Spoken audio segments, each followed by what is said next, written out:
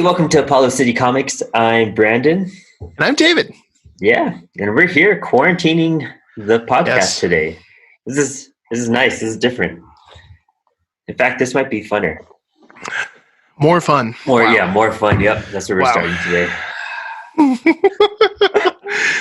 We'll see. Today we're talking about Marvel's the 1994 retelling, I guess, of the Marvel Universe. Reimagining of major Marvel events. Yeah, through the eyes of a photographer. Mm-hmm. Such a cool concept behind that. Written by Kurt Busiek, Alex Ross is the very popular painter, namely known for his superhero work. Mind-blowing stuff. For DC, he did Kingdom Come. He helped do the concept for the story Earth X that we're going to hopefully dive into. Man, he's just done so much. And he really does cover work for Marvel right now primarily. And it's really just covers you'll see from him. One of my favorite artists of all time. I haven't seen a book by him in a while, now that I'm thinking about it. Like, it's mostly just like a variant cover of something. Yeah, I would say just because it takes so long. I know just these 4 issues of Marvels took a full year. I was going to say, looking at the art in this book, you can't imagine how long one tiny little frame on a page took. Yeah. The coloring of it is magnificent. It really has that appeal to this era too. It starts off the tone of the era is captured very well. And in case people don't know, these are all paintings, right? Yeah. So if you're like unfamiliar with this, Alex Ross works in paint. So when you look at this book, it's like every page is just wow. Yeah. like almost any frame in the whole book could be blown up and sold for a lot of money for someone's house. You know what I mean? Oh yeah, definitely. They're every single page. I'm sure anything would just look amazing. Yeah. I just grabbed one. I know, right? Very Norman Rockwell kind of style that he pulls off very well. That is a great that really captures it, man. Norman Rockwell for sure. That kind of art style is what, because the story begins in the 1940s. It's 1941. And our main character, who I always forget everyone's name. Who's the name of the actual photographer that we follow the whole time? I want to say it's Norm, but I'm wrong. No, it could be Norm. Norm sounds right. This is so sad. I know. No, wait, that's the Human Torch. They say it so many times. Phil Sheldon. Okay, look. I mean, everyone, listen to that name real quick. Phil Sheldon. You're telling me you're not going to forget that name, Phil Sheldon? You've already forgotten it. You're like, what are these guys even talking about? It is the most forgettable, basic name you can think of. But in a way, I think that's a big part of it, is that he's not supposed to be the drawing part of the story. He's just like a normal man, and every man. Yeah. And we follow him, and we follow these fantastic events. Although he does have a story arc. He has like a love story. Mm-hmm. He has an arc for sure. Yeah, he's got his own thing, and it's pretty interesting. I think it's engaging. Mm-hmm. It's great seeing him age as they jump through different decades of what. Yeah, it's funny because him and his wife. Yeah, you can just see. It's not always 10 years they jump, but it's enough to where it's like, okay, what happened? Yeah. You guys are looking a little bit older. What's going on here? This is 39 is when it starts. Sorry. It starts in 39, and the world's already kind of sitting on the tension of World War II. Mm-hmm. The U.S. isn't involved yet. And he wants to go be a photographer in Europe to capture all these events and make a big name for himself and become, very really famous. He just has a lot of aspirations. Yeah, but then setup is great. They just really let you know photography is his passion, and that's what this guy's about. And I love how that's the first page 1. You already have that established. Yeah, and it's not too they could put that in a couple of narration boxes and it'd be really boring. But all of this is unfolded with a conversation between a bunch of young men who are all giving their opinions about politics and everything, and then. He just happens to catch the right moment too. He's an incredibly lucky character. Oh yeah. All of if he didn't happen to be in New York, when these things are unveiled, because the first thing they show you is Human Torch, and it's like a couple pages. The original Human Torch, yeah. Yeah, the original Human Torch, which this threw me off for a second, but this makes a lot of sense. Like once you read the book a little bit more, you're like, okay. Because I was like, okay. First off, it's weird to start with Human Torch. Like they're gonna start with Johnny Storm, you know what I mean? But it's not Johnny Storm. Did you notice this Human Torch in? I think it's Captain America, the first Captain America. He's in it. Oh, really? Yeah, he's not. I didn't know that. Are you talking about the movie, right? Yeah, the movie. Yeah, he's in that glass cylinder, and it's showing like machines of the future ideas. It's some carnival towards the beginning. Oh, but they kind of like reference this book. This character, this is Marvel history. Yeah. Oh, that's true. Yeah, but no, that is in there because of where they got it from. He's not on fire, but he's standing there as a machine. And then, I mean, because when reading the book, I was like, they're kind of introducing people as when they came out. You know what I mean? So, is this Human Torch one of the first Marvel characters then? Yeah.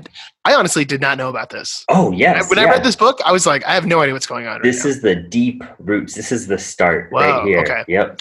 And you can tell because quick note, sorry. Page 1, that's J. Jonah Jameson hanging out with this guy, Phil. Yeah, it looks just like him.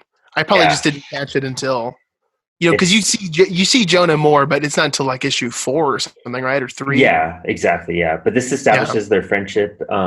He just doesn't have that like Nazi Hitler stash. The Hitler stash. It was not in at this time. yeah, exactly. It was very in for certain crowds. Very out for a lot of different people.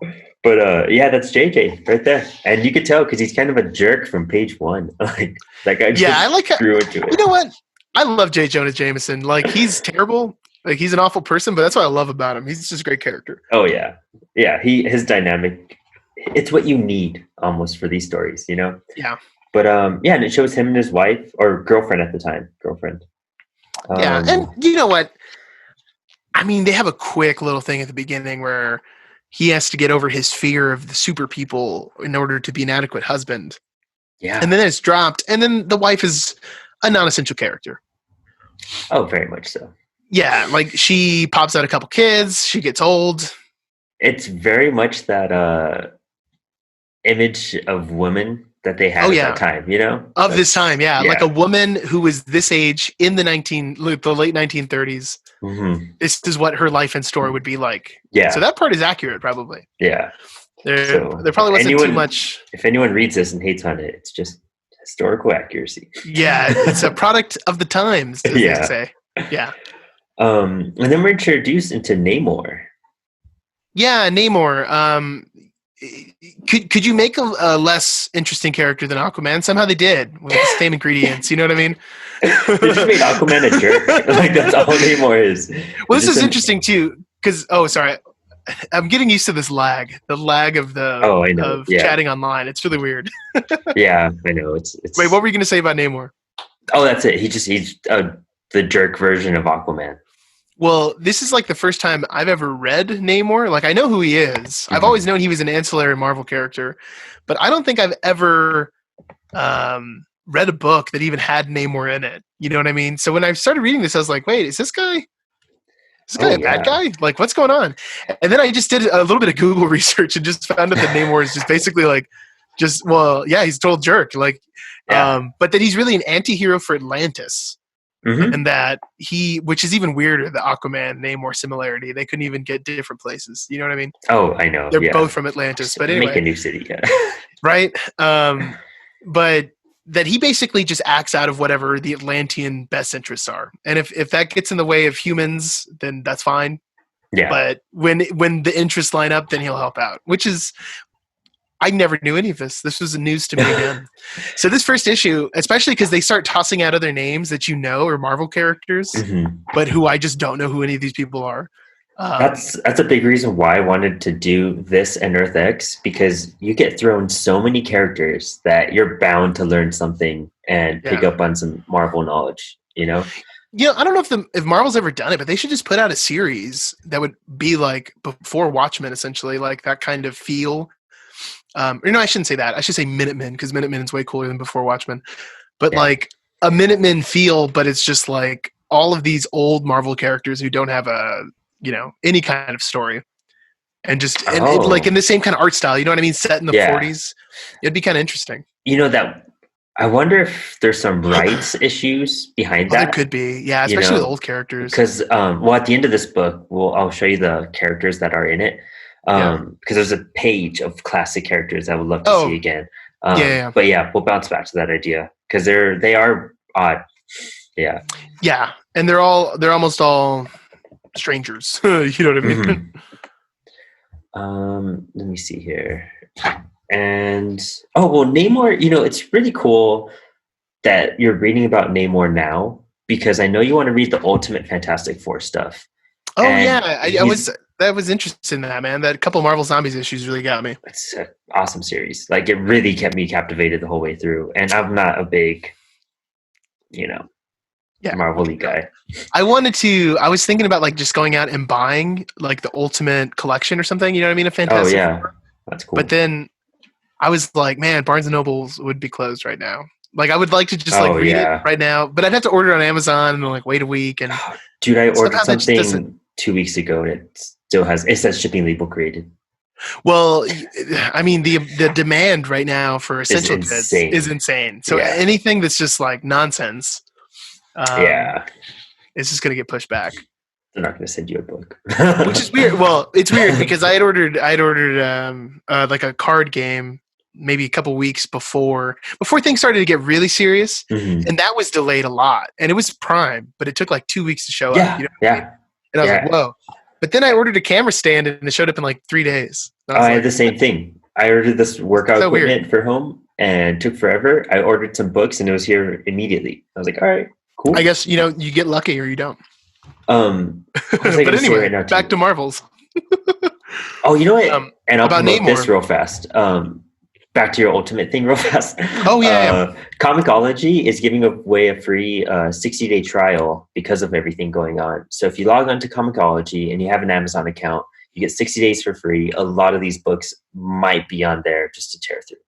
Oh, I wouldn't be surprised. Yeah. I mean, no matter what, there's gonna be something good to read on there. There's like so many options. So many. So it might have the Ultimate stuff because it's not that popular for people to pay for. So you probably read it there. Namor is crucial in Earth X too. So it's cool, Oh, okay. Well, I'm getting a little bit more of this douchey Aquaman. Yeah, seriously. And dude, there's another a homage to a painting over here. I don't know what page it is, but they're all sitting in the cafe. It's right after Namor burns that car. Oh, yeah. Yeah, you know what I'm talking about? Yeah, it's a famous pop culture image of the people sitting at the diner. Yeah, exactly. And I have no idea what it is, but I'm going to figure it out. I was trying to look it up and I got distracted. But what's cool is that the background to all of these panels have something hidden inside of it. Like this page where he's talking to it's Nighthawks by Edward Hopper, and it's painted in 1942.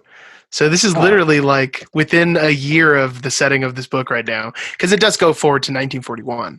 But that's pretty cool. Anyway, sorry. Yeah, super cool. That's, super accurate on that too. It's almost like that's what they were getting the image from and became a popular painting, But he's in, what is it, is it the Bugle or the Globe? Something like that. The Daily Globe is theirs because it's so close to Daily Planet that I was chuckling at it when I read it. Dude, all these comparisons, it's like they just change one out of the two words. It's like apparently like in the 1940s, copyright was not a big deal. Yeah. Oh, what? They have a Superman? Let's do Superwoman. Superior Man. That's what. Superior Man. That's our man. He's superior to any man. Ridiculous. But this Daily Bugle thing, it says Submariner escapes death in an electric chair. I think that was an issue. Was it Electro Marvel of the Age smashes drug ring, and it has another guy in the background.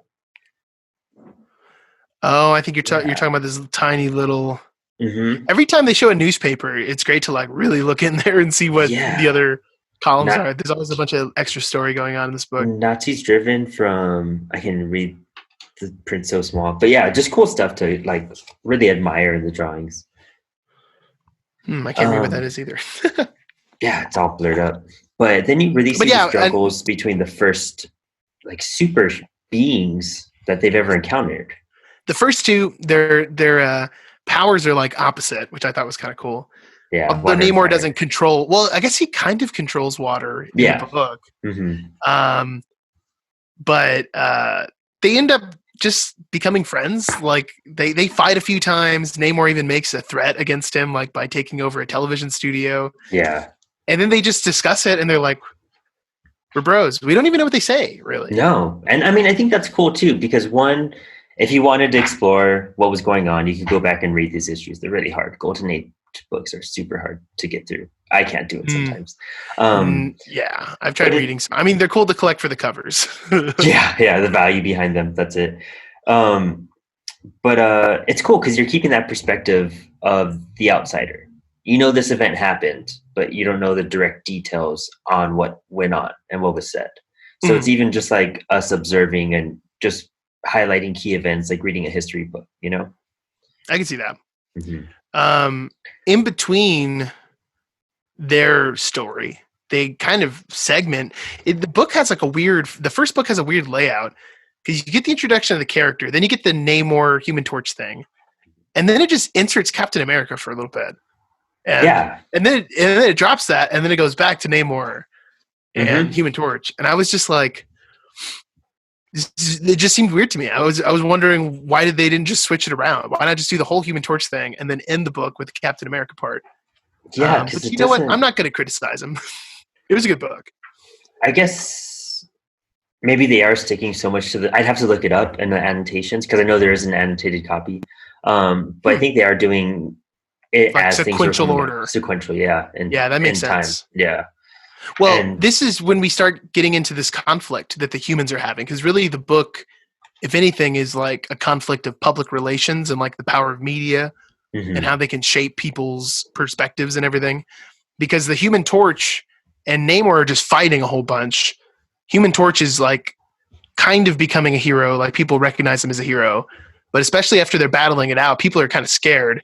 And then Captain America shows up all of a sudden, and he's just like wearing the American flag. And everyone's just 100% behind him. Yeah. How could you not be behind Captain America? The most patriotic things has come out of all these guys. Yeah. And that was a Jack Kirby creation. Oh, really? I didn't know that. Yeah. They kind of reference that old, I think it's the first issue of Captain America, right? In this book, the cover of it anyways, it's like Captain America punching, I was assuming it was Hitler in the face.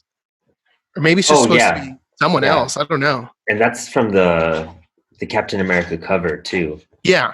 Yeah. I'm pretty sure that's the Hitler. Sorry, I switched some pages.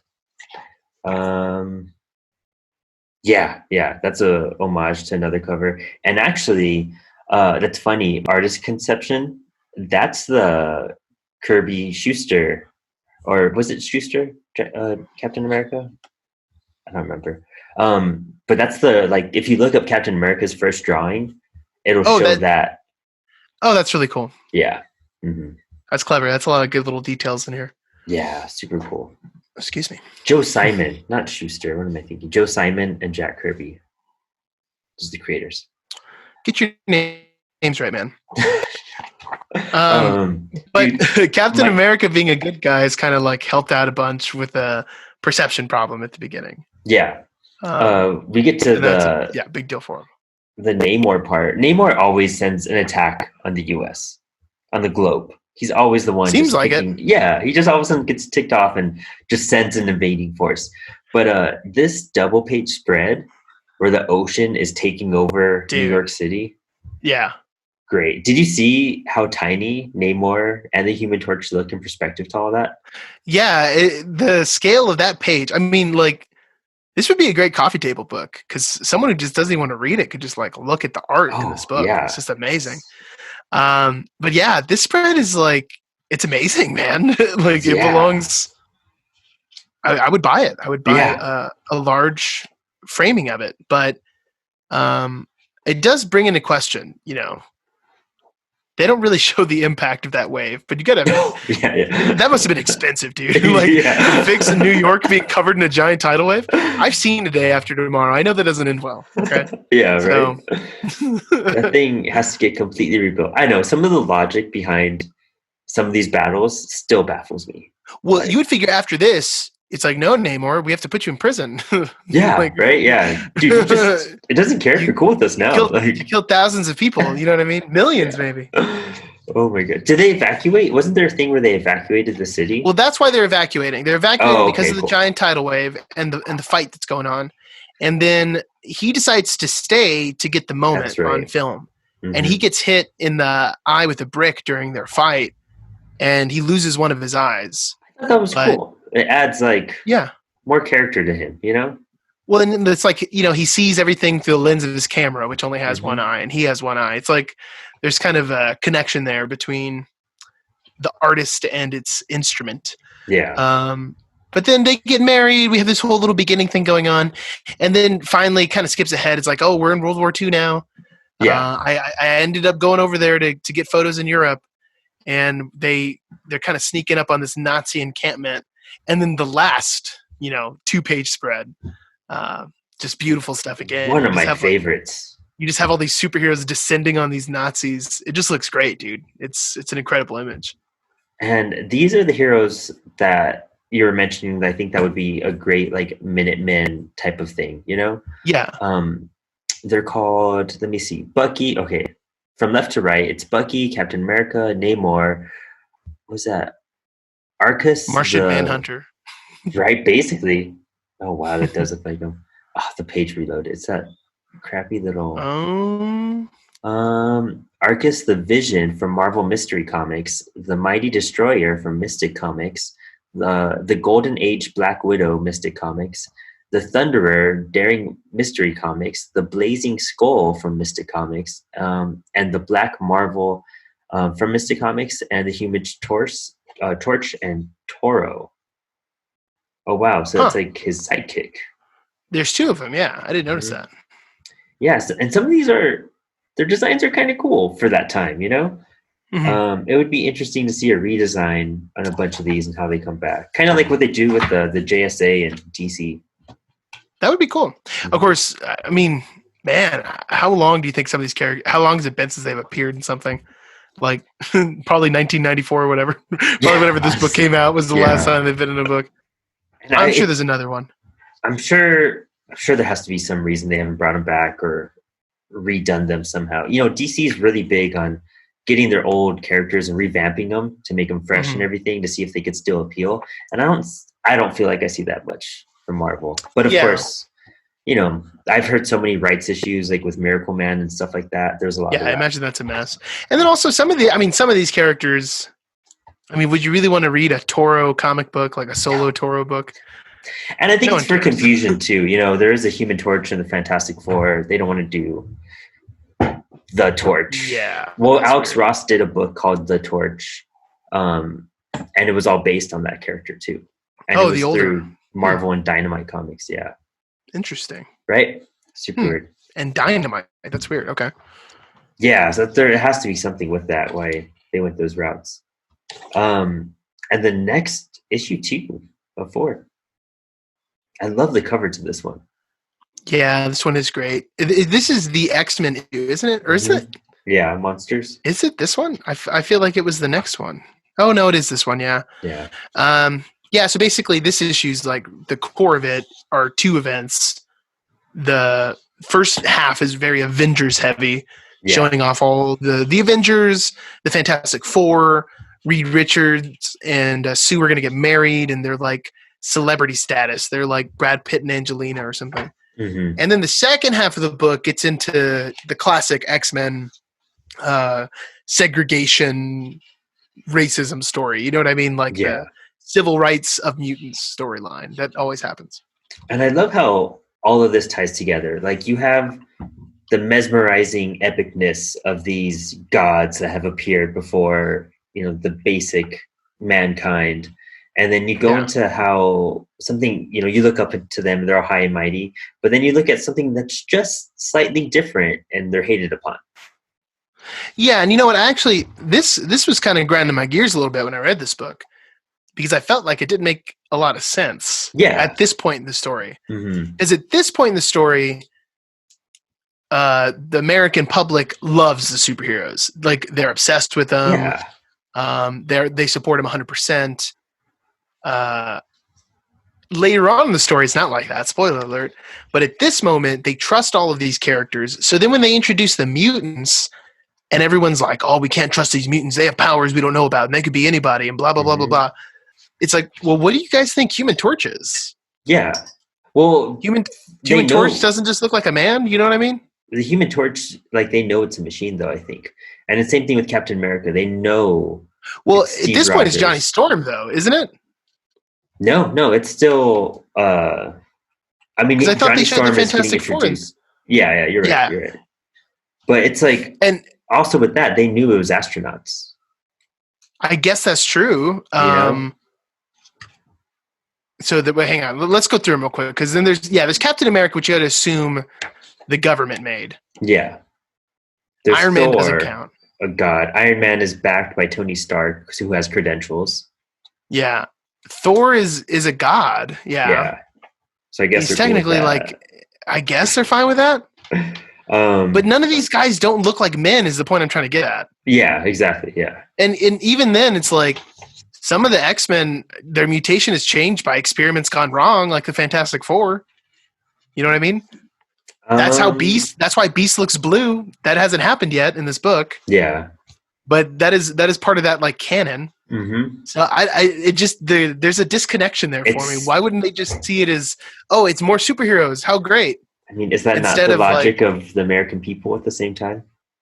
I guess. That's the part you get into. It doesn't make any sense. Maybe one group just doesn't look as good as the other group. Yeah. But it does seem weird that they're so unaccepting. Of course, as the story goes, it makes more sense. And yes. I think if they'd waited on introducing the X-Men until next issue, I wouldn't have had any problem with it at all. I can see where you're coming from with that, 100%. But at this point in the story, they're just like they're crazy about superheroes. It's like the best thing in the world. Mm-hmm. So yeah, that part was a little confusing for me layout wise. I feel like they almost didn't even need to change anything. They just had to scoot some stuff around. Yeah, just like rearrange the history a bit, Mm-hmm. But I guess if you're keeping this true, it's, I guess, the outcome of that way of thinking. Just Legos. Mm-hmm. And when you read X-Men, or when you watch X-Men, or however you experience the story, it always exists in the same universe as everything else, but you kind of don't think about it as much when it's just the X-Men. Yeah. You know what I mean? I guess it's like the way they presented it and how they angled that towards, But when you literally have them in the same issue as all these other superpowered beings, like I'm pretty sure in this issue they talk about Spider-Man, and then they hate on a bunch of mutants, and it's like, what? You know what I mean? Spider-Man's not a mutant. You guys don't know he got bit by a radioactive spider. No one knows that. You would just assume he's a mutant in a costume. I'm wondering also if are they announced as the Avengers right away? I think they are. If that's the case, then I'm sure there was some sort of press conference where they're just like, we're the Avengers, we're blah, blah, blah, and so it's... And maybe that's part of it too. Yeah. It's publicity and public appearance. Mm-hmm. And the X-Men being so underground and... I was going to say, because we first see the X-Men like in a subway tunnel. Mm-hmm. And they're all kind of cast in red light from like Cyclops' visor. Yeah, it's such a good... the lighting on that is so awesome. Yeah. Iceman, just all the red on the snow, it's too cool. And that's another reference to the first issue of X-Men, isn't it? Mm-hmm. That's like their formation they're in. I believe so. I'm pretty sure that's it, yeah. Is that Kitty Pryde? That's not Kitty Pryde. No, it's Jean Grey, huh? Jean Grey, actually, it looks like Kitty Pryde was one of the original. It might be her. Right. Let me see here. But yeah, that's more or less the story of this one. Like for our photographer, he's really getting like the best shots of his life right now. Yeah, this is the highlight. But this is also where he starts getting doubt in himself and his way of thinking. Yeah. He shares in some of this anti-mutant nepotism. You know what I mean? He doesn't trust him either. He doesn't realize why either. He just goes with it. No, without. There's thinking. The other. Well, it's like group. Yeah, it's group mentality. All his neighbors are upset, so he's upset. They got to keep everything organized, and then they find out that their daughters, who they had suspected of like hiding a puppy or something that they were feeding table scraps, it's really like a little mutant girl who coincidentally is like part dog. She looks like she's kind of like a dog or some kind of. She's got the face of a mammal. Really bizarre humans looking. Are mammals. A really bizarre looking character. Yeah, I thought it would have been interesting if. I mean, it probably is. Like, I wouldn't be surprised if it is some ancillary X-Men character. Sure. Yeah, I'd have to. In a young form. Let me see if it says anything to it.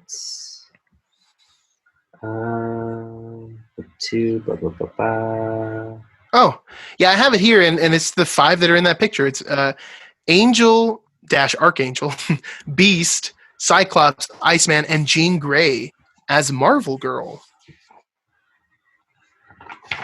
I didn't know Jean Grey used to be Marvel Girl. Yeah, there's another Marvel-esque name, as we brought up so many times. Yeah, right. How many? That's one more to the list.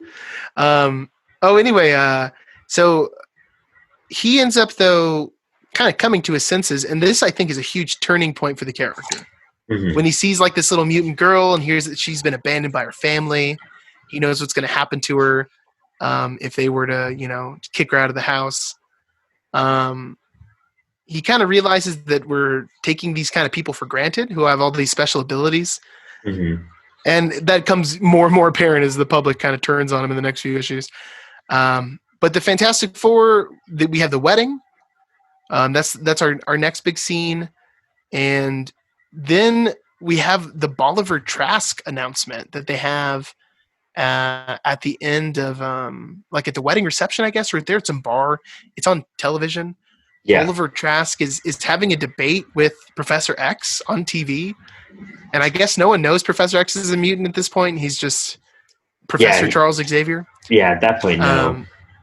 And then Trask is telling him that they're building the Sentinels to capture all the mutants because they're going to destroy everyone. And then one busts through the wall and takes the professor. And then there's like a riot that happens. It just explodes. Everyone's terrified and they start burning stuff and I don't know, toppling cars over, things like that. And it's an insanely brutal riot too. It's one of the most like the bloodiest things we've seen in this whole story. It is. You know what? Interestingly enough, there's not a lot of violence in this book. And even when they have fights, there's never like shots of a punch landing.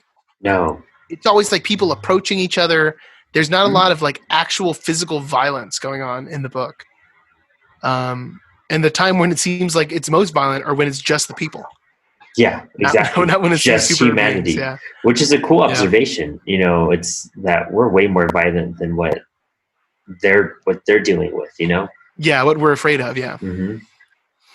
And at the end of this, at the end of the riot, the little girl that they were helping decides just to take off because she doesn't want to endanger the family, which shows like the humanity behind the mutant compared to what their perception of her. Yeah. That's good. Sorry, what were you saying? These first 2 issues weren't my favorite. Oh, really? Okay. Yeah. I liked. I like the X-Men one more than the next one, to be honest, because it seems like every book is a different comic book character. Yeah. More or less. So the first book is Iceman, Human Torch, and Namor, which is pretty unexciting. You know what I mean? Like it's a cool fight, and there's like we talked about, there's really cool scenes. It's a great base to see how much it grew after that. Just going from those 2, and then the next era, we have a group, and then a secondary group. In book 2, I just wish that we'd gotten a little more X-Men, because after that, it was just like every time the X-Men were battling the Sentinels, it was just mentioned. Yeah. Like we never get to see it. Like we only really get 2 shots of the X-Men, and one of them is just almost a straight transfer of an image from a comic book cover, but painted in like red light. You know what I mean? Which is also cool because I got to mention that red light that we see Cyclops kind of casting that image in. The only other time we see that lighting is when he's developing the prints for his photos.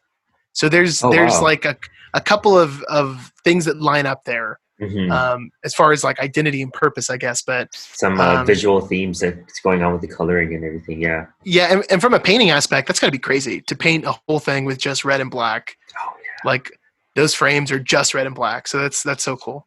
You know, one thing Alex Ross does do, and when you look at the side notes to a lot of his books, almost all of them, any of the side notes, he does talk about getting live models, and he does take photos. And he does like either trace over them, and that's how he started off, was tracing, and then he got better at just doing it freehand. But he really looks at these live photos to get the right cloth and the right shadowing just right. That's interesting. And he has his friends dress up, and he makes molds for stuff. Like for Galactus in this next issue, he made a cardboard mold of Galactus's helmet, and then he took a photo, and that's how he started drawing it for a photo reference. Wow. So yeah. That's a lot of steps, man. Oh yeah, that's crazy. He's devoted to his stuff. Even there's the pose in issue 2 where Captain America is first seen, and he has the shield, and he's kind of just looks like he's soaring across, and it's a friend standing on like a workout bench in that pose, and it shows like, you know, he's trying to go for the wrinkles where they land and everything. Wow. Well, that's how you get these like photorealistic paintings.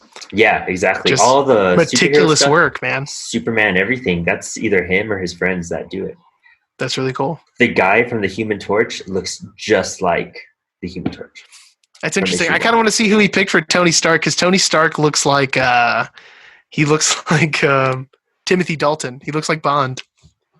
Oh wow, maybe he could have probably. He looks so much like him. Some notes for that. That'd be so funny. Yeah, it's crazy. Gosh, I forgot what I was gonna say, but no, it's looking at how much he puts behind his work. It's no wonder it's this good. He has so much driving force behind it.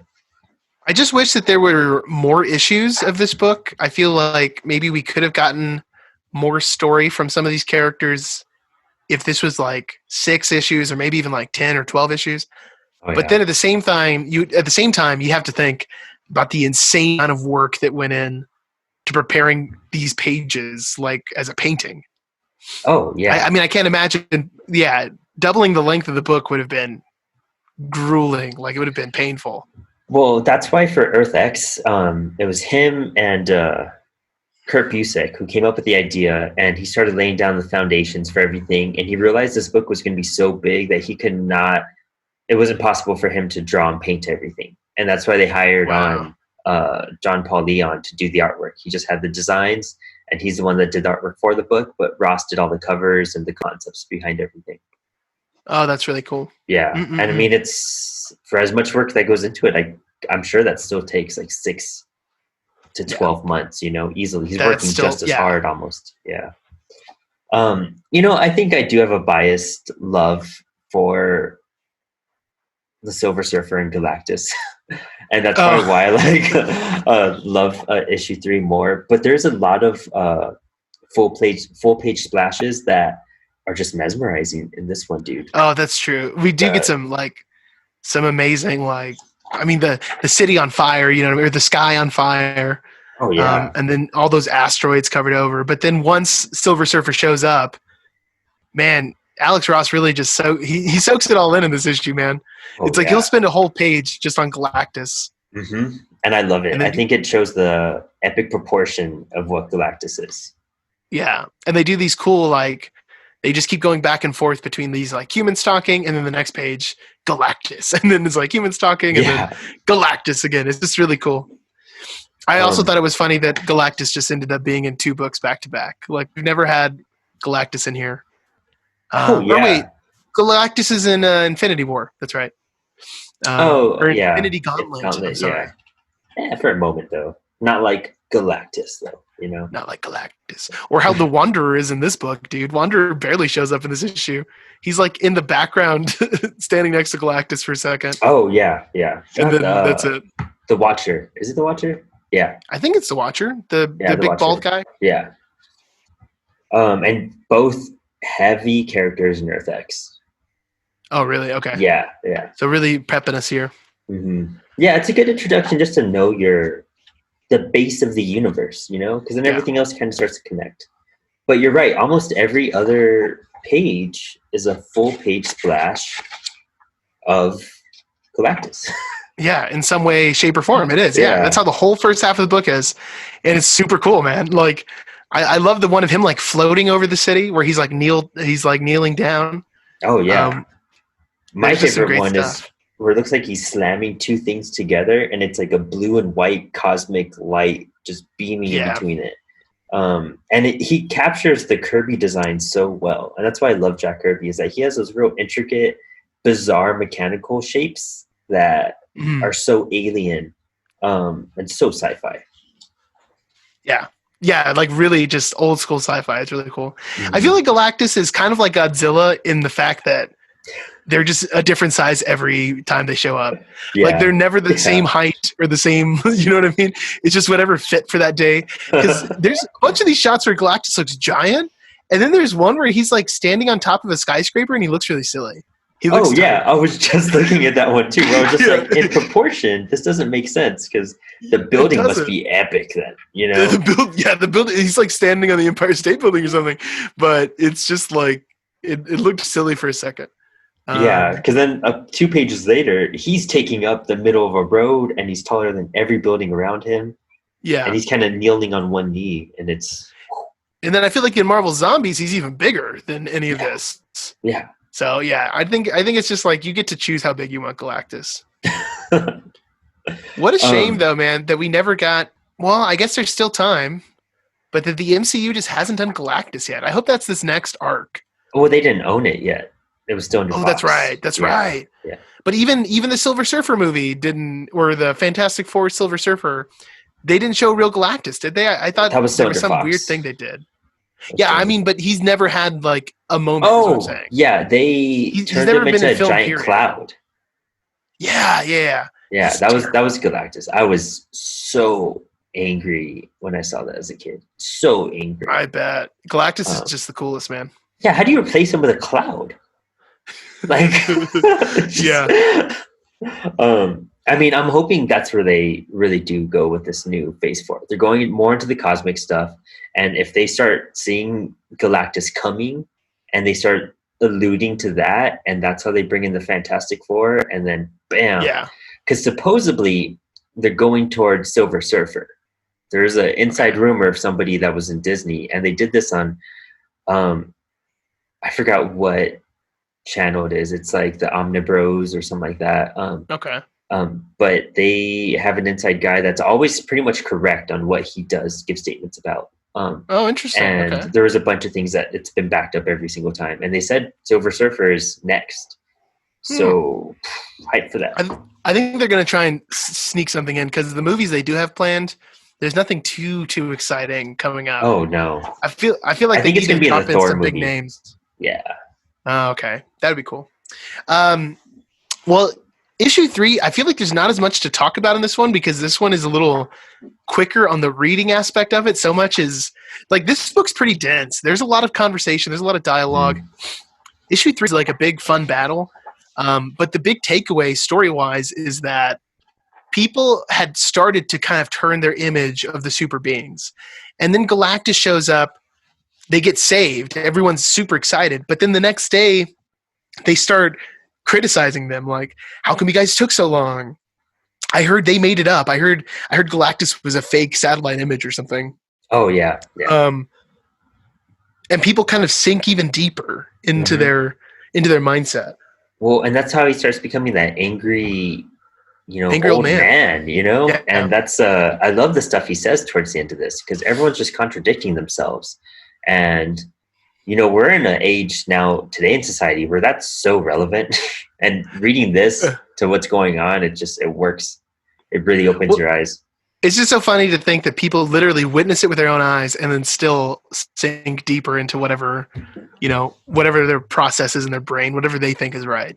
Donald Trump supporters. But that is, yeah, I know. Right? That is so, like, what would it take? What would it take for people to change their mind? I know. Yep. Well, issue 4. Issue 4. Yeah, it's issue right 4, above you, a towering, giant man from space. Oh no, that was a hallucination. Yeah. Yeah. We had that. Yeah. Why'd you guys take so long? It's ridiculous. Issue 4, we get the Spidey issue. Oh, I love this issue. Yeah, this one's good. I love Spider-Man. And I don't know, did we talk about this at the beginning of the episode or before we started? I don't remember but there's a huge comparison to like this book and the way that it's structured to Life Story, which we've talked about a couple times on the show now. In Life Story, it's literally decade for decade, and I think it starts in the 60s. Sorry, it's like 60s, 70s, 80s, 90s, aughts, and then the tens. But in this book, it's not as exact. It's not like 10 years later and we're jumping back in. They just kind of time jump. But it is a retelling of famous events from like a storied history, just retold again. You know what I mean? So if you like one or the other and you haven't checked them out, then I think you should. Like if you really liked Life Story, Marvels would be awesome to read. And the artwork is just ridiculous. Oh yeah. The artwork is so good, man. Oh my gosh. It's worth it just to scroll through and look at. You know what I mean? Just turn the pages and yeah. Oof. Yeah, I've been buying Alex Ross sketchbooks, and I try to buy one Alex Ross painting every year I go to Comic-Con. And not like the actual painting, I always buy the prints. Like I have and they're always exclusive prints, so make it pretty worth it. I have a Swamp Thing one. I have a Tarna from Heavy Metal. I have a Batman one. Like every year I try to score something. And it's so worth it. Like it's one of the more higher priced items I get at Comic-Con every year, but it's a goal that I have, and it's just I never regret it. You just can't. Yeah, they're beautiful, man. Oh, I feel like I need to get one.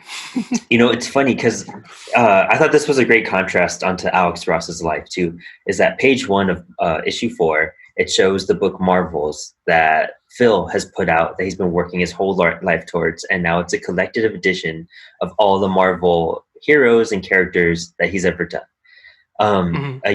I want to say it's 2 years ago now. Alex Ross put out a book called Marvelocity, and it's a collected edition of all the Marvel work of all his paintings that he's ever done, basically. And he did huge signings for it, and it was like just pure contrast to this moment in this book. How interesting. That's really cool. And then he does a villains book next. Yeah, right. Yeah. Oh, that'd be funny. But yeah, our photographer has kind of decided like to do something on his own, but also to try and change public opinion. He wants people to support superheroes again. So he does finally release the book, and it's a success. Yeah, big seller. They want him to do another one. In this book, the Avengers and most of our hero cast from the first 3 issues are gone. They're off in another universe fighting in a war, and this is the Kree War, right? Isn't this the clone? The Kree Skrull War, yeah. The Kree Skull War, yeah. Skrull, yeah. Skrull, yeah, with an R. How weird. It is odd. How can we make Skull sound cooler? Let's put an R in it, Skrull. And you know what? That's awesome. I've read the Kree Skrull War. I have the graphic of it, and it's referenced so much throughout Marvel history, so much. And I got it, and it's like I had the same feeling as when I finished Secret Wars. I finished it, and I was like, that was boring and crap. Like, I mean, I admire some of the artwork, and it's these older books that, and I feel like it's especially on Marvel, on some of their stuff that I just can't get into. I like the concepts, I like the ideas, but it's just the writing just wasn't there at the time. And I think that's funny because I think there's kind of the 90s are kind of frowned upon, you know what I mean? And in comic book era, there's not a good time for comic books, the 1990s. Yeah. But man, this is so different than all the stuff in the 90s that I had read, at least. I'm sure there's great books that came out in the 90s. Oh yeah, I'm sure. Yeah. But a lot of just like what's the word I'm looking for? Just the regular stuff that would be out. Yeah. You just shovel it into a hole. Well, that's the thing that happened with Image Comics, is that the people were just so hyped about the brand, about a new publisher, about number ones, how it's going to make them pay for their college tuition and all this. And people were buying, and sales were going up every week. And the writing is terrible. The artwork was getting sloppy, and people didn't care. But then they started catching on, and then it crashed. just completely crashed. It's like everyone caught on at once. The way they were trying to push these books out, it was just horrific. And I think, again, we discussed it last episode that people didn't expect this to go on the next day, even in the 70s or the 60s. So I think it was just all, let's spit out all these ideas and something's going to work. But I think they had better concepts and ideas back then than what we're seeing in the 90s and whatnot. But now that we've revitalized some of them, it's worked out a lot better. I think so too. Mm-hmm. If you're like, oh, I have to buy this because it's super collectible and everyone's buying it and it's a big collector's issue and everything, it's probably not gonna be worth anything. Most of the time. What I mean? Yeah. Like if everyone knows about it and knows they need to buy it because it's going to be worth a lot of money, it's probably not going to be worth money. It's always the weird one that no one bought, or something that was in extreme limited quantity. First printing of a book that just like blew up or something like that. Yeah, those are the best ones, and those are the most expensive ones ever at that point. Those low run books. Well, Spawn #1 example sold millions. Spawn #1 ain't worth that much at all. Yeah, you know really what I mean? Isn't. Like, maybe 150, 250 signed. That's really not much for considering. That's just because of legacy at that point. But it's saturated. In fact, super saturated. The newsstand copy of Spawn, the one with the barcode on it, is worth more than the one without it because the retailer one was so saturated that newsstand version was in less, printing qualities. There you go. That's just how it always works, man. Mm-hmm. Records, comic books, video games, it's all the same thing. Yeah. They all the same. But so just sum up more or less what happens in this one. This is like the Gwen Stacy storyline. This is like except it's missing part of it. Because doesn't Green Goblin famously like give Spider-Man an option between saving two things? Isn't it like save Gwen Stacy or save a bunch of people in something? It was like a tram car, something like that. I might be getting confused with a movie or something. There's so many Spider-Man storylines. I don't know if I've ever read the original. I think it was just he threw Gwen Stacy off, and everyone was so attached to Gwen Stacy at the time. It's crazy because I primarily listen to artist and writer interviews on podcasts, and everyone brings up how the day Gwen Stacy died was like the most heart-wrenching moment of their childhood because it had like really never happened before in comics. Nobody ever really died like that in a story before. And actually, this is a really personal issue to me too, because the first CGC book that my girlfriend ever got me, like on my first birthday we were together, was The Death of Gwen Stacy. She found a copy and it's I think it's an 8.0. It's a great condition for how old the book is. And I have The Death of Gwen Stacy. Yeah. That's awesome, man. I don't know if that character can mean as much to us because now you learn about Gwen Stacy and you know her as either Spider-Gwen or that chick who died. You know what I mean? Yeah. You when I learned about Gwen Stacy, she had been dead for years, and that's just what I learned. Oh, that's Spider-Man's old girlfriend who died. Yeah, I was like, the one that didn't matter, okay. She's dead. Yeah. We know about Mary Jane. I could see if you were like reading Spider-Man for years and that was like, his girlfriend, and then you're like, oh, I love this book. I love these characters. And then one day she's dead. Yeah, I could see that being a bigger deal. Yeah, definitely. It doesn't have as much of an impact. It's more of a collector's item at that point, Yeah. I like Spider-Man's dark toned costume in this one. It's like very red and black. Oh, yeah. It's like that ultimate, what is it called? Fantasy. I can see the cover of the comic book. The Amazing Fantasy or? Amazing Fantasy, I think. It's got Spider-Man like standing on top of like a brick building, like looking upwards. But it's like that same color scheme of that issue. I don't know. Shoot. Okay, well, this is what I get.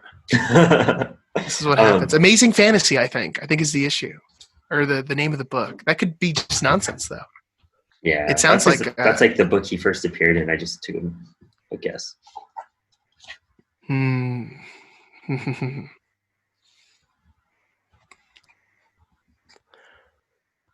Yeah, it is one of the Amazing Fantasies, but it's not that first issue. It's not the one of like swinging through that's super famous. It's another I can't think of cover.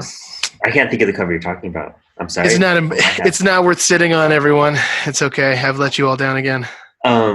It is cool because you mentioned you didn't know who Luke Cage was last issue, and you kind of get to see him a little bit more here as well. Yeah. Mm-hmm. Luke Cage is another one of those characters. Like, Luke Cage at least gets in the video games. Like, you play Ultimate Alliance, they'll throw Luke Cage a bone. You know what I mean? Yeah, exactly. You play Spider-Man Friend or Foe, they toss Luke Cage in there. Yeah. It's not like Namor. I don't even think Namor's in Ultimate Alliance, is he? He doesn't even get any love in there. I don't think he is, dude. And they're literally running out of characters. That's how many people they have.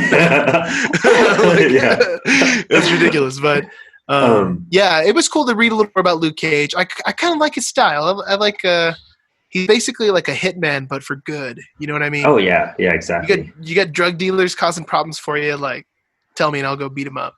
Mm-hmm. Maybe kill him or something. I don't know.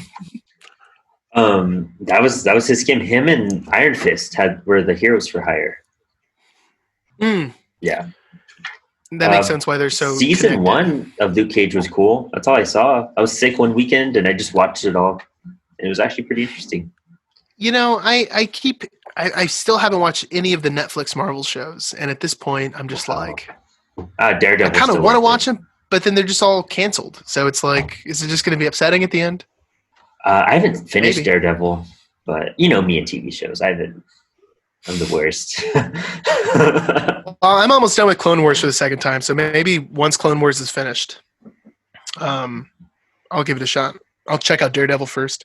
Yeah, Daredevil. Because I really want to see Punisher. I've seen half of season 1. I never picked it back up. There's a pattern developing. It wasn't bad, though. It's funny. What you were saying before is that you could really tell the aging process in here. And it's funny how Phil doesn't look worse every issue, but his wife definitely does. Oh, yeah. Yeah. Like, Phil makes a big jump from the first issue to second issue where he looks a lot saggier. Mm-hmm. But then after that, he looks more or less the same. Yeah, exactly. But yeah, his wife, she's not looking great by issue 4. But you know what? They're in it for the love. That's what's important. Yeah, there you go. For the love, Brandon. And that's at the end of the book. He's got like an assistant who wants to make a documentary and like, hey, let's go do this. And he's like, you know what? I'm old and tired. Yeah. He's that meme of Captain America. That's like, no, I don't think I will. But then that's pretty much the end of the book. Like, the newspaper boy's there and he asks the newspaper boy to come in and get a picture with him and his wife for their retirement. It's really weird that he just picks the random newspaper kid. Although I read online that newspaper boy is later one of the ghostwriters. Like, he's ghostwriter for a while. Oh, wow. That's cool. So it's kind of like a little joke because he's excited about retirement. He's like, I'm going to get away from all this. Come here, normal little kid, and to take a picture with me. And then he gets another picture of a superhero. Like, not meaning to, but that's super cool. I didn't know that. It's just entwined with him. There you go. This is the 4th or 5th time that Namor invaded New York in this short series. Dude, that's what I'm saying. Namor, the book ends with like Namor invading again, right? Mm-hmm. And that's when he's finally convinced, I'm done with all this. Or I'm sorry, Namor invades right before the Gwen Stacy showdown because he's talking to Gwen Stacy. Mm-hmm. He wants to get more information about Spider-Man. He's convinced that Spider-Man's a good guy, and J. Jonah is trying to frame him for killing Gwen Stacy's father. Mm-hmm.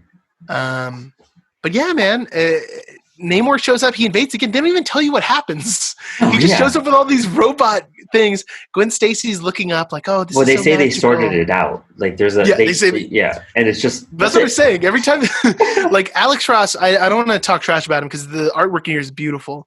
But anytime there was confrontation in the book, it's not there. Yeah, like, I don't know if it's Kurt Busiek at that point or Alex.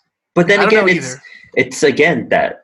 If you were just an idle person standing by, you wouldn't know either. That's true.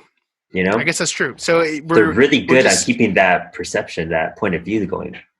And again, it's like Godzilla. You know what I mean? In particular, I'm talking about, I think it's the 2012, 2014. I don't remember when that Godzilla came out. The first one that was with Cranston, the first American one. Yeah, with Bryan Cranston. Yeah, for 10 minutes, right. And Godzilla was in it for 10 minutes too. Yeah. But that was like how that story was told. It was just like you saw Godzilla through the news reports. You didn't follow Godzilla. You just followed the people and saw what they saw. which can be effective. Yeah, it works. It just have to be open to. You kind of keep reminding yourself, "Hey, this is what's going on. This is what's going on." Yeah, it's a lot of reading. It's a lot of detailed reading. It's not a skimming book for sure. Yeah. But man, overall, I really liked this book. My only complaint is that it's too short. I felt like some of it was a little bit rushed. Like they were trying to cram in a lot of it, like a lot of info, and I wish that it was just stretched out a little bit longer. I think that does fall on Alex as an artist, and it's not like in a negative way at all. It's just that it's such a heavy load, and it's so good though. We want more because of that, Which is a great spot to be in at the end of the book. To be your complaint that there wasn't enough. Like, oh man, I wish there was just 2 more issues. Yeah, but that could be 7 months of his life doing 2 more issues. Mm-hmm. Definitely. So, and I wonder how Alex, his position in life during this time, because at the very end, the acknowledgments, Kurt Busiek says, I would like to thank blah, blah, blah for graciously supplying reference material from their own collections. And Alex Ross says, I wish to thank no one because you're all against me. Whoa. Edgy. Yeah. I don't know if that's in later editions or anything. Dang. Maybe they had to change it, but they took it out. I'm not too sure, but that's pretty brutal. That's pretty. Wow. Yeah. Alex Ross was listening to Nirvana when he was drawing this. You know what I mean? It's all angsty in his room with some Jenko jeans. Maybe they're tore up a little bit. A little bit of paint splattered on him. Yeah. It's funny because he's a big guy too. He is a bodybuilder from what I understand, and his friends are bodybuilders. That's why he uses them for the portraits. Oh, well, that works out. Yeah, how convenient. You know what I mean? Yeah. I have all these super ripped friends. Draw a comic book. So good. Yeah. But it's a good base. If you want to learn more about Marvel history for the Gold and Silver Age, it's a good start, just to kind of get an idea of the universe. I'm going to disagree with you, Brandon. I don't think this would be a good start. Really? I don't think there's enough meat on the bones for you just to not be confused. Like, if you didn't know who Galactus was and you didn't know who Silver Surfer was, then all that you read in this book and learned was Galactus showed up, he wants to eat the planet. There's some beam shot. Mr. Fantastic holds up some kind of machine, and then they're gone. That's literally all you know. I guess if you're trying to... this is good. Maybe if you know of the history, but you want to have it, a bit more solid and everything, a deeper, somewhat more understanding to it. Not even a deeper understanding, but just an understanding of their past. Enriched, yeah. Yeah. If you've seen all of the Marvel movies and you, for some reason, haven't read any books, but you know who the characters are and you have a general idea of some big events. Mm-hmm. Because almost all of the events that occur in this book have now been addressed in some kind of movie. Yeah, you know what I mean? Only a small amount that haven't. There's hints towards the Inhumans a lot. Oh, really? Yeah, there's 6 hints towards the Inhumans, but you only see Trigon once, which is one of the Inhumans. Yeah. Yeah, it's one of those things. And there's some events they mention, and I'm I have no clue what this is in reference to. There's some weird stuff in there. Mm-hmm. Yeah. Some deep cuts. But I guess as you grow as a fan, it's a good one to come back to be oh, I know about that now. Oh, I know about that now. It all starts to make sense as a series. I'd really agree with that. It's a good checklist to read. Mm-hmm. You read it once you've kind of gotten some under your belt and you're oh man, okay, I really understand what's going on here. I get this reference. It's another Captain America meme. Yeah. I understood that reference. Yeah. Yeah, overall it's cool. It's super cool. I think, I think it's good that we did this before Earth X. Because if you would have just picked up Earth X, you'd been who's Namor? And why do I care? I mean, I'm sure I would have, in 4 pages, I would have learned he's just a jerk and he's the same.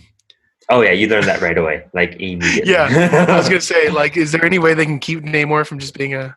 But a big thing about Namor, too, and his connection to the Fantastic Four, there's only one line in this series that I saw about it, but it's about he was in love with Sue Storm. In love. And he tried to take Sue Storm from Reed. And there's a big whole little thing between Sue and Namor, and there's a line that she's oh, I even heard that Sue slept with blah blah blah, and then another girl is like gasping to the side. Yeah. I remember that panel. Mm-hmm. Wow, so that's a reference to that.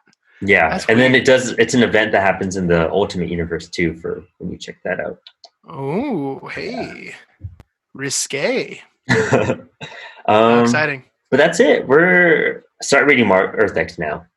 It's dense. Yeah. I found that out. But it's good. Dude. It's 13 issues for everyone who else is going to check it out. It's 13 issues. There's a 0 issue, which is super important, and right away. Oh no. Oh yeah, I can't wait to talk about that first issue. I could have a whole episode on that first issue, honestly. Wow. Yeah, it's and it just goes into Marvel history again. It's like really solidifying it in your memory. Let's do it again, everyone.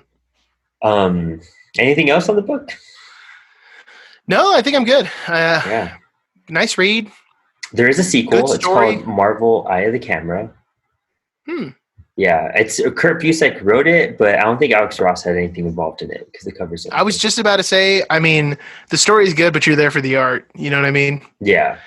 The story wasn't ground shattering or anything. It was like, wow, every page is just great to look at. I can understand that. Yeah, it's I feel like the sequel, I haven't even read it yet. I own it.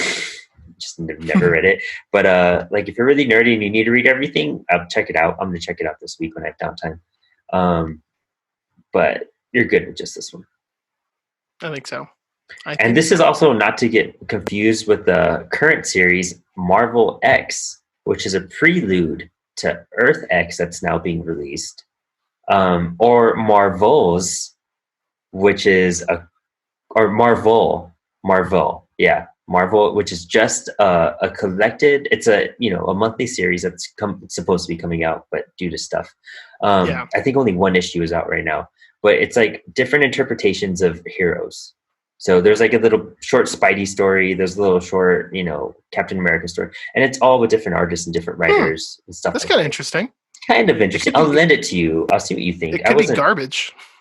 Wasn't that great when I read it? But the artwork is cool to look at. I was gonna say, whenever you do something with a bunch of writers, for instance, when they did Detective Comics 1000, wait, was it 1000? Yeah, it was issue 1000, right? Yeah. There were some really cool stories in there, and then there were some where you're just like, yeah. I feel like that's how every compilation book is. It's not very often that all of them just hit it out of the park. Yeah, super rare. And then there's also The Marvels, which is an upcoming book, and that one has Alex Ross attached. These are all Alex Ross attached books too. He does the covers or some sort of concept thing behind them. Interesting. Okay, well, I might just look at the covers online. They are just using that name in every way they can. Every way they can. Yeah. Marvels. Alex Ross. Marvel X. The Marvels. It's Marvelous. That's something too. That's gonna be the next. Yeah. Well, do you have a pull list for us here, Brandon? Ooh, so in like 3 days, I read the Planet Hulk omnibus. Dude, I saw you chatting about that online. Cool story, really cool story. I didn't have high expectations. I was just like, all right, I'm gonna check it out finally. But super fun, start to end. I'm now on World War Hulk, which is the second part of all this. I've heard really good stuff about that. It is a great series, but I'm very upset with the way they put together this omnibus because it's a huge omnibus. Typically, like in the DC omnibuses I've read, they'll have it's like the main story, and they'll have all the tie-ins going with it. You have the full, complete scope of the story, Yeah. And it'll be like the preludes, the leading up, and then issue 1, and then some tie-ins, and issue 2, some tie-ins. The way they did World War Hulk, it's the prelude, and then World War Hulk 1 through 5, and then all the tie-ins. So now I'm less inclined to finish it. At least, because you kind of have to hop. It's not in order. You have to look the order up yourself. And it's not like I want to read the tie-ins in general. I'm only reading it because it's mixed in the story and it's shuffled until I can understand it. I don't want to. That's weird. I might just get halfway through and stop. I like and don't like that. I like it because it's presenting the book, how the book is released. You know what I mean? It's these 5 issues. That's cool. But you're right though. What would be the incentive to go and read the tie-ins afterwards? I guess it makes it easier to skip them though. You can read the core story and then start the tie-in, and if that one's lame, be like, this one sucks. Let me go to the next one, and then you know what I mean. I guess, but that is kind of weird. I feel like maybe everything in just sequential order would be better. Yeah, because then I'm going to read it. Like, what if this carries something important, so I understand the next scene more? And there's parts of this that, wow, it would have been really cool to read that, so I understand his point of view in issue 5. You know what I mean? Like, it just I see what you're saying. Leaves stuff hanging. But I'm reading a book called Super Folks, and it's by Robert Mayer, and it's a really popular book. I've heard about a lot of writers talk about it. Alan Moore was really big on this book for some reason, and I started the first 3 chapters. They're all super short, 5-page chapters. I'm only 30 pages in, but dude, they totally pulled The Incredibles from this book. Oh, interesting. To the T. Okay. Yeah. I've never seen Incredibles, so I don't know. Oh, okay. Oh, I got to watch it. I know everyone keeps telling me that. That's a good. I've seen the first one. That's it. But it's been years though. But dude, the same premise of a retired superhero who has all these super abilities just disappears, and he's living his everyday ordinary life, and then he gets back into it because he just has an urge. And he's testing out his abilities. He's super weak and goofy, and he's a dad at this point. And someone is trying to draw him out of retirement. And it's a great book. I love it so far. Interesting. Okay. But it's I read the first 3 pages and I was like, this is The Incredibles. So much so. So I guess if you like that movie, it's a great read, but I wish they would give it credit for what it influenced so heavily. Disney's not about that. Disney's about stealing your idea and changing it enough to not break copyright. Seriously. That's all I could think of off the top of my head. I'm still on a Spawn kick, but slowing down. Oh, well. That'll happen with a Spawn kick. Yeah. Man, for me, this is going to be a boring one. I mean, I had to tear through a bunch of World War Z since our last episode. I might have even mentioned it in the last one. That was pretty hefty. Mm-hmm. Reading this thing, very exciting. You know what? I did finally finish between, because I'd read Wonder Woman Dead Earth 1, and I really enjoyed it. Oh, nice. And then I'd started reading Dead Earth 2, and I was into it, and then a bunch of stuff happens. I didn't finish the issue. Well, I finally read it, man, and the end of it is insane. I want to tell you about it, but I also don't want to spoil it for everyone. Oh. But I just got to say, the twist that happens at the end of the second issue is just I don't know. I just didn't see it coming, but I'm now even more enthralled in what's going to happen next. Nice. It's only a 3-book series too, right? It's only 3 books. See, I never looked this up. So I think so. Oh yeah, I think it's only 3 books. When things end, they end. You know what I mean? But it was supposed to come out in April. Here we are, and it's not going to come out. But maybe it'll come out digitally. No, it's not. It's just they're just not releasing anything at all, nothing, or what? Nothing at all. The only book that they released was The Adventure Continues, or Batman: The Adventure Continues, the Paul Dini, Ty Templeton continuation of the animated series. That's all I've seen. Wow, But they're looking for new ways to distribute the books, since Diamond, the main retailer, isn't pushing out books right now. But I don't think it's going to happen, dude. No, for months. Yeah. Well, you know what? If and when issue 3 comes out, and if it is a 3-issue series, I think we need to do an episode, because it is so awesome. It's so awesome, dude. It's just incredible. The art's great. You should check out 1 and 2, and then of course Animal Crossing. That's all you've been doing. Everyone needs to go buy Animal Crossing. Frank, who's editing this right now, needs to go purchase Animal Crossing. Yes. I hope we were talking about this, the Switch just being essentially unavailable unless you want to drop $500 to $600 on buying one. It was going to be my birthday present, and that's not happening. That's rough, man. Definitely not happening. No, I got some awesome stuff I can't wait to talk about next week. Oh, that's cool. Yeah. I know what my girlfriend got me. She's not that sneaky. Well, it's hard when you live together and you're getting things mailed. It's a little hard to avoid. Yeah. Well, let's not say that next episode is Earth X, but let's really imply it. Because if we say it, then it won't happen. Because that's what happened. That's what happened last episode, and the 5 episodes before that. Well, I think we'll hopefully do that. Hopefully, potentially. Read it, everyone. It's what's going to happen, David. Maybe. And then also, David had you had a really good point. We do say stuff and then we don't follow through with it sometimes. What's going to be next. But like every episode. So hopefully we stick to this and it's Earth X. But also, David brought up in the group chat the other day a really great point that we should do a special episode for April and do a Jay and Silent Bob comic. And we're going to do Blunt Man and Chronic following that. That was a joke. It's happening. Well, you'll have to ask Danny.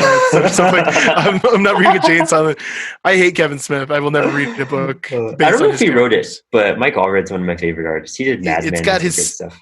It's got his stink all over it. That's enough. All over it. I might read it and just post up and see what I thought. There you go. You can do a solo episode. I have one volume. I've never touched it. I got it and it was like, all right, that's going to stay there for a while. You should read it. Tell us about it on next pull list when we do Earth X or something. Well, it's either Earth X or Kingdom Come. Okay. Kingdom Come is shorter. When you start throwing out the options, I know, things get dangerous. Things get messy. But that's it for today. Let's just take a poll and then we'll ignore it and do something else. We're gonna do that episode in like when season 2 comes out. Oh shoot! Yeah. Oh my gosh, I feel so bad for that. Ooh, well, Lovecraft month fell off. But dude, we got to prepare for Lovecraft starting in like November, December, because it's so much Alan Moore reading. So dense. Yeah. Or just pick other Lovecraft books. I'm sure there's more than just Alan Moore's Lovecraft. No, we're just doing that. No, we're devoted to him. This is a love of Alan Moore craft. Yeah. There you go. Next February, 2021. Yeah. If we schedule it far enough in advance, it'll happen. That's how this works. Join us in December for our discussion of. No, I was joking. Well, and just so everyone knows, we had a very structured year planned out. That's true. And because of everything going on, we're just kind of just pulling stuff as they come. We try to keep as in sync as possible with releases, but it's insane right now. Yeah, right now, no, it's not going to happen. Yeah. But Earth X? I think Tune in next time and find out. Yeah, we'll see you guys next week. Thanks for hanging, David. Thanks for hanging, Brandon.